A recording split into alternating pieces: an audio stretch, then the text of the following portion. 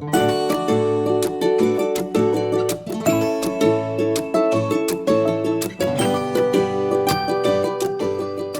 name is Sarah Antover with Focused Financial Strategies. And today is going to be part one of our financial planning basics seminar. We're going to go through three parts of this series. The first one focusing on some of the basic things we need to do to set up a financial plan. The second one will go into more information about the investment vehicles that might be useful for that. And the third one will talk about how we protect that plan. So let's talk a little bit about what we'll cover today. We're going to start by thinking through our goals, fine-tuning our budgets, and managing credit. If we can do those things, we can go a long way into creating a plan that will really work for us long term. It'll allow us to develop a little bit of flexibility as lives. Let's jump into prioritizing our goals and starting with a plan. Probably the most important place we should start when we're thinking about a financial plan is understanding what our goals are. All too often, what I hear from people when they start into financial planning is that they don't know where to start. So, if that's you, if you're sitting there thinking, I have no idea. I mean, I know I should have a financial plan. People tell me they have financial plans, but I don't know what mine should look like. Then, what I might have you start thinking through first is what you would want your money to do. There's an old saying you've all heard that failing to plan is planning to fail. I'm really not sure who to attribute that quote to, but it is true in so many facets of our lives, and definitely including financial planning. Your goals and priorities are very often going to be tied to a timeline, and they rarely happen because we were lucky enough to win the Powerball. Usually, it's going to be a function of us having thought through our spending habits, our savings habits, and priorities that help us move the ball forward. So, what I'll usually do with people first is have you sit down and think through what your objectives are for your money. And there are going to be a lot of things that might be vying for your dollar, and everything might seem like the most important. So, just know that if that's you, it's really not uncommon to have someone say, I just don't know where to start. What I would encourage you to do first is to think through what your concerns are and line up a plan that addresses your concerns, because sometimes it's just easier to vocalize what you're worried about than it is your goals or objectives for the future. So, for example, maybe your goals are, I don't want to be a burden to my children. Okay, if that's you, if that's one of your primary concerns or worries, then you might need to think through, all right, if I outlive my assets, what would that mean? What can I do to make sure I don't outlive my assets? Should I address long-term care or health expense needs? Should I think through estate planning, making sure that I've got trusts and wills established to make sure that if anything were to happen to me, I'm not a burden. I've already laid everything out for my kids. Maybe one of your concerns is you want to retire, but you just don't think you're ready. And maybe you think like, oh, I just don't know if Social Security will be there for me. That might mean that you have a lot of expenses that feel unclear. And what you really need to think through is how you're going to budget in retirement and what your income planning and savings are so that you can hit those goals. Maybe your concerns are you want to save for home, but you also have student loan debts and you have other debts, maybe credit card debts or other stuff like that. And you don't want to work forever. And it just feels like there's so many things competing for your money. If that's the case for you, then you might benefit from some small incremental changes over time, taking small bites that we're going to call short term goals and long term goals that we'll get into in a little bit more detail here as we go. You might also be sitting there thinking, my paycheck is just too tight already. I am just trying to get by. I just want to get to Friday. This might come down to just being able to build a budget that is really functional and that includes some contingency planning. So if you think through what those concerns are, they might actually help you vocalize where you should start with the financial plan. If your financial plan needs to be thinking through retirement savings or paying down debt, or really just controlling your budget, those will be good places to start. But before you can get into any financial plan, there is one place that we're going to stop first, and that's going to be an emergency fund. We really want to make sure that we're planning for emergencies because if we don't have an emergency fund plan for ourselves, what is going to happen inevitably is that we are going to run into some kind of an emergency that requires us to take the money that we were setting aside for another goal and to funnel that toward an emergency. I can't think of a year in my adult life where I have not had some emergency come up, whether that was a furnace that stopped working in the middle of winter, or that was a big storm where we needed to make home repairs. There's just always something. So you want to make sure that you have an emergency fund. That's really going to be a critical place to start with financial planning. A good a good emergency fund should look like 3 to 6 months of your income set aside for true emergencies.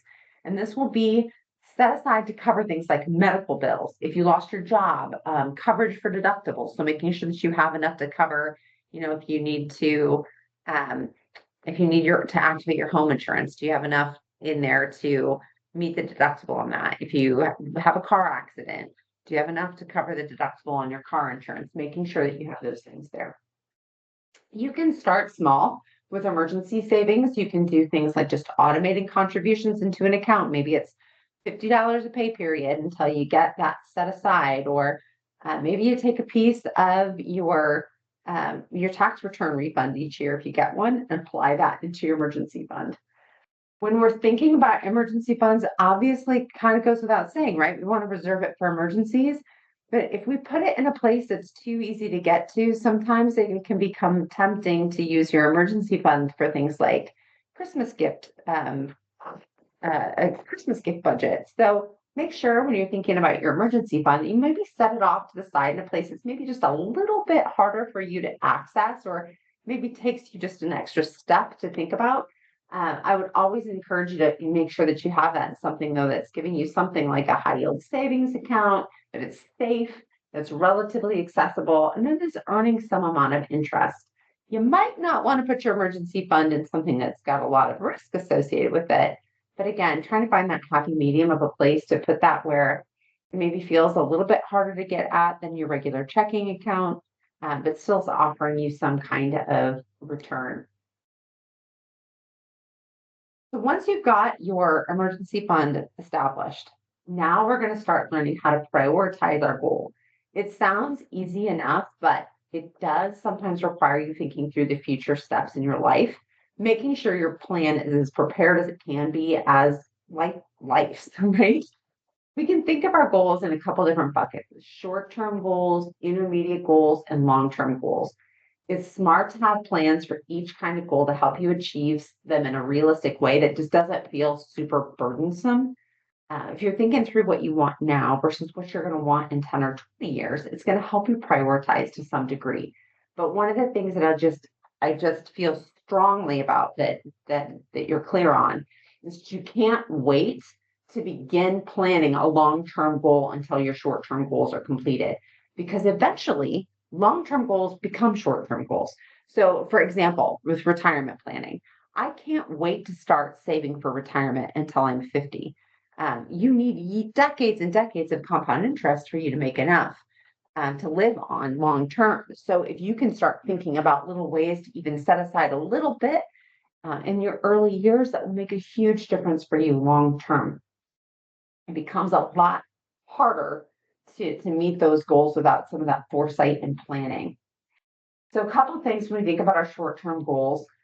Short-term goal is going to be something where our time frame is less than 5 years. So maybe that's, I want to buy a car, I want a down payment for a car. Or maybe that's, I want to buy a house in the next 5 years, and that's your short-term goal. Maybe it's going on vacation. Those kinds of things that we're thinking about in a short-term goal are things that are going to happen over the course of the next 5 years. Intermediate term goals would be 10 to 15 years. So that might be things like, I want to make sure that I'm setting aside some money for my kids' college. They're maybe relatively young now and looking forward into the future. I want to make sure that I've got some money set aside for them for those college expenses. And our long-term goals, 25 years plus. So I think about, like, again, kind of common short-term, intermediate term, or long-term goals. My most common intermediate goals are going to be things like, I want to get my student loans paid off by the time I'm 30. I want to save for my children's college.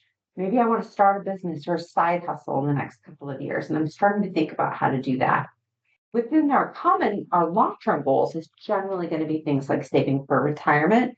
There might be some other goals in here as well. Maybe you think like super long term. I'd like to be able to pass along some money to my children and grandchildren. All right. So now that we've kind of thought through making sure we have an emergency fund, thought through our concerns, and started to lay out, okay, what are my goals what are my short-term goals, intermediate terms and term goals, and long-term goals?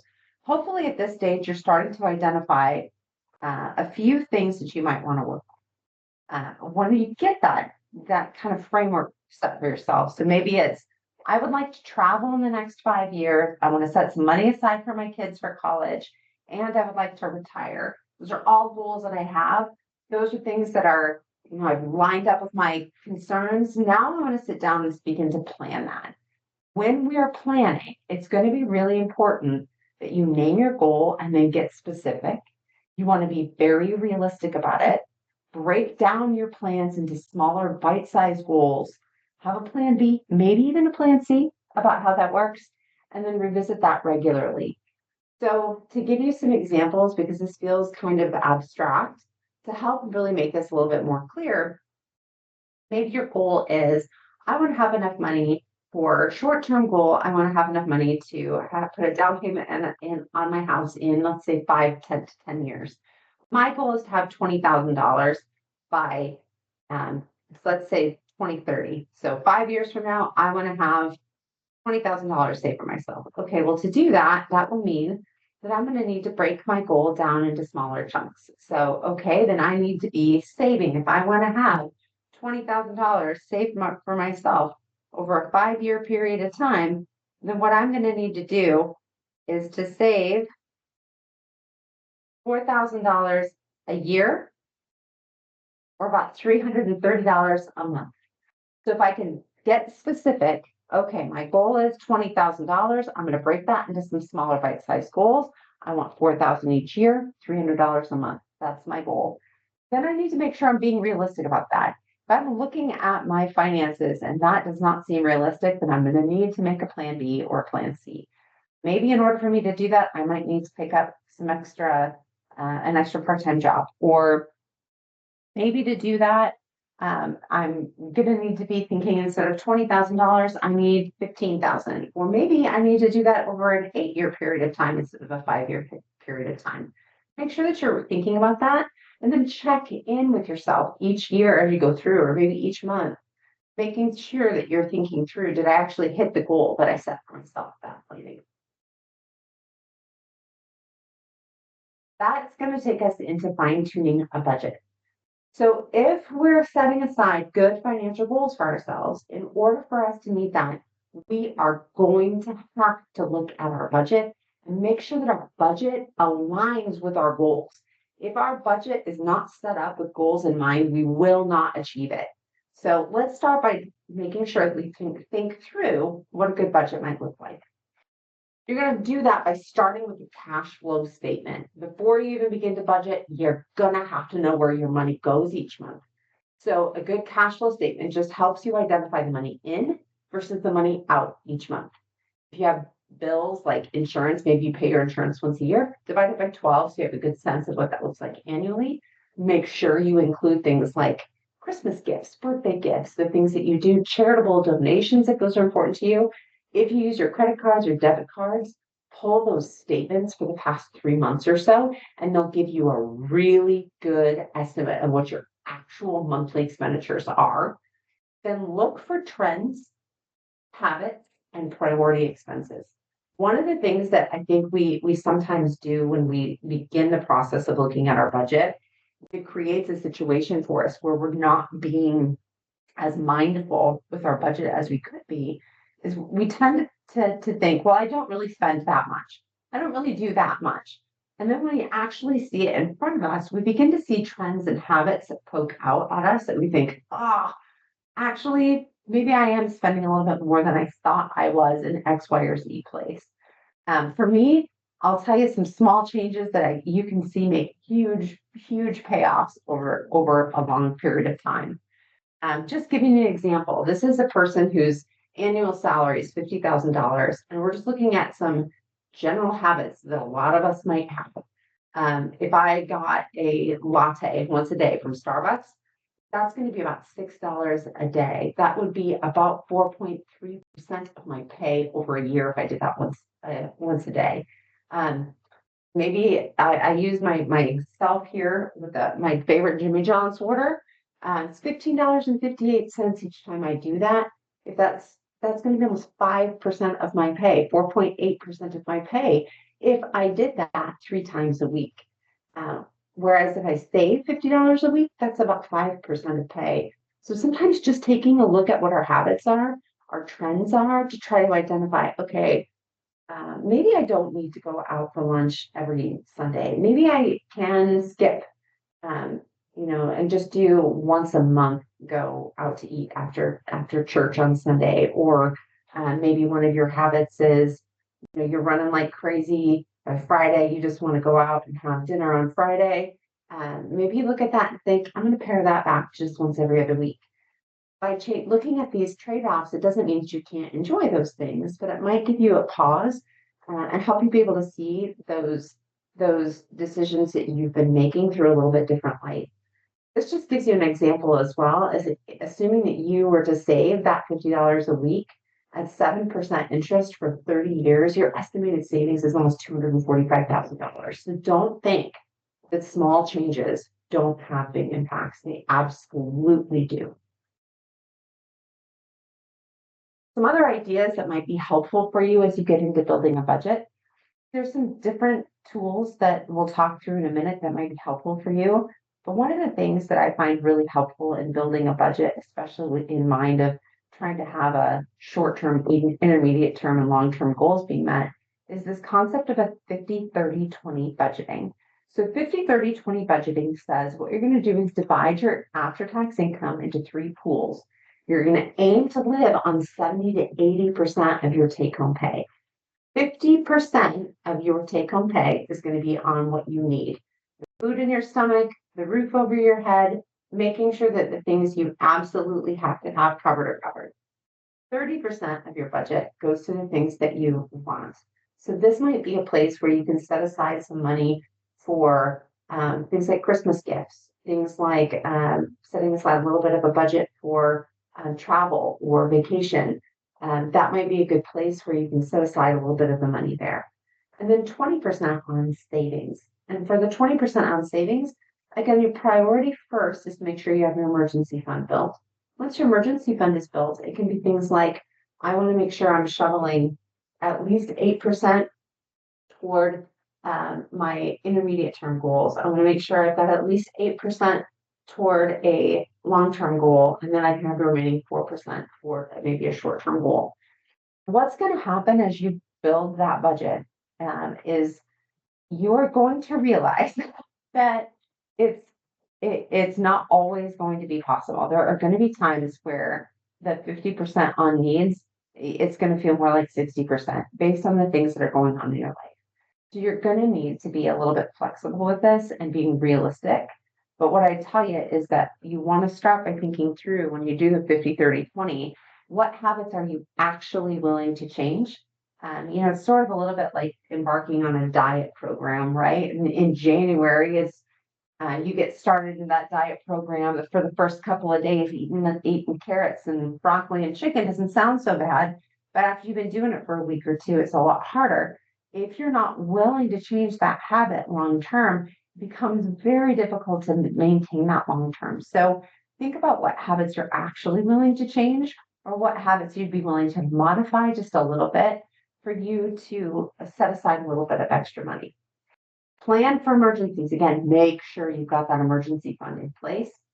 Save first. Try to get that 20% on savings. Try to make that the first stop in your budget, and keeping your goals in mind. Making sure you're really tied into those goals will help you adjust to that budget.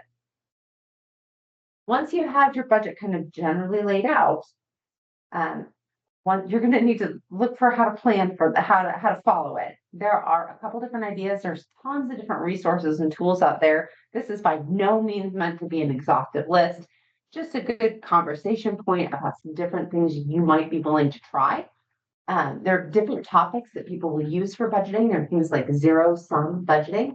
So in zero sum budgeting, what they do is they say every single month when I get paid, I'm going to take my income down to zero because I am going to move every single dollar of my income toward a specific goal, whether that's savings, whether that's the things that I need, whether that's my financial plan, whether that's, my long-term goal, my short-term goal, etc. Envelope system works a little bit similarly, but what the envelope system does essentially says, I'm going to set that money aside into different little pools, different envelopes. Some of them you can use tools and resources that will put these into like virtual envelopes for you. I've known people who have also done like the actual cash envelopes to address all of the different things that they have.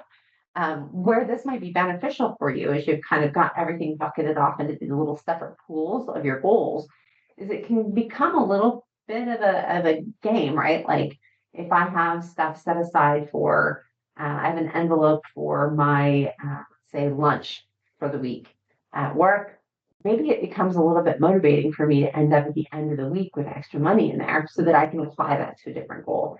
Sometimes just looking at how those things really hit with you individually helps you find a program that you are going to like. That's probably the most important part to any habit change, is that you have to set up a program that you like doing, that you'll stick to.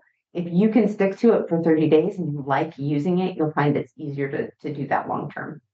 Another concept within this is what they call continuous budgeting. And in continuous budgeting, essentially you're just revisiting it every month to see, hey, was I right on this? Did I overestimate? Did I underestimate what's coming up this month?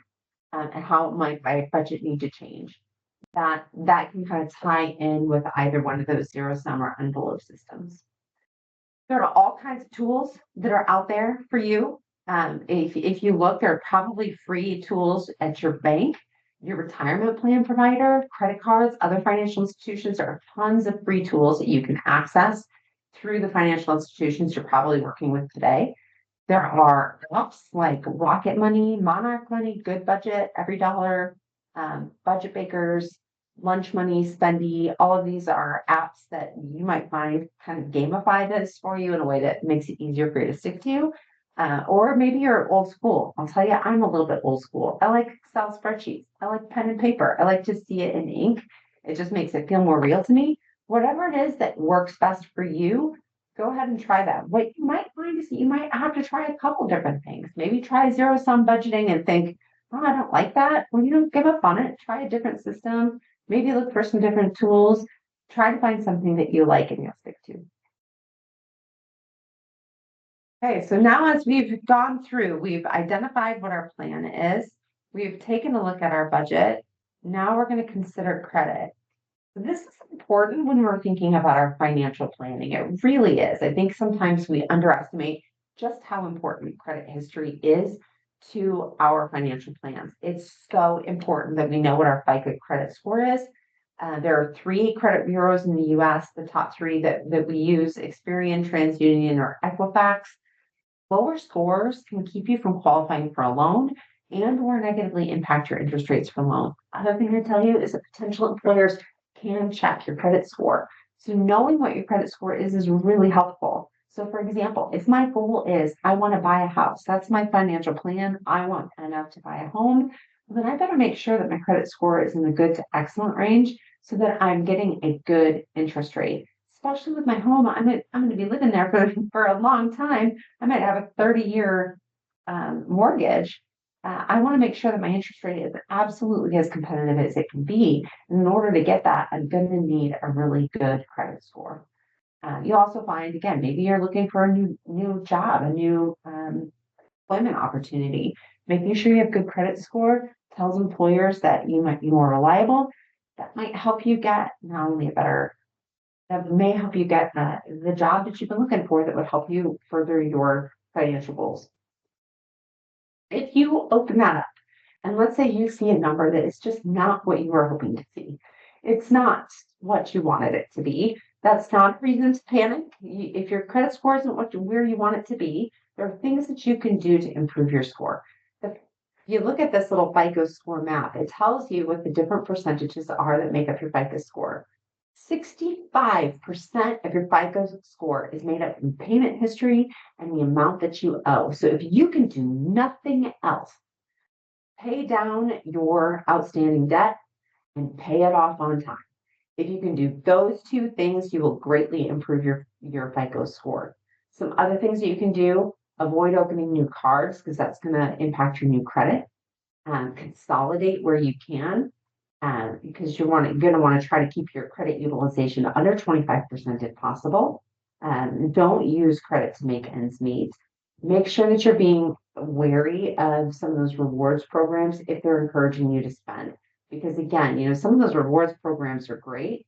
That's great that they might give you cash back or money off of a flight. But if you're using as those potential rewards as ways that actually are making you pay or spend more, then it's going to be hurting your score because your amounts owed will be higher. So again, if you can do nothing else but get your amount owed and pay on time, that's going to have a huge impact your FICO score and will help you better insulate yourself on credit risk.